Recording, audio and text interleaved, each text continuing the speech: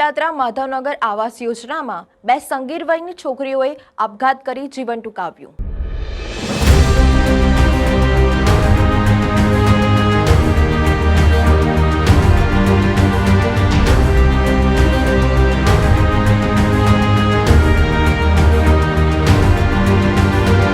એકલાત્રા માધવનગર વિસ્તાર અને એમાં જે 7-8 માળના જે મકાન છે એમાં 8મા માળથી બે દીકરીઓ અજાણી, પહેલા તો શરૂઆતમાં એવું લાગ્યું કે ભાઈ આ દીકરીઓ અહીંયા રહેતી જ નથી।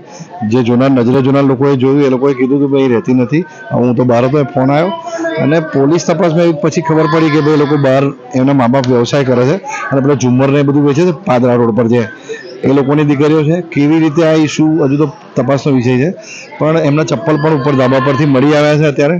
અને બે દીકરીઓનું એ જ જગ્યા પર મોત થયું છે, જ્યાંથી પડી એ જ સમયે એક જ જગ્યાએ મોત થયું બંનેનું। કહી શકાય કે જે છોકરીની જે ઉંમર હશે કેટલી હતી?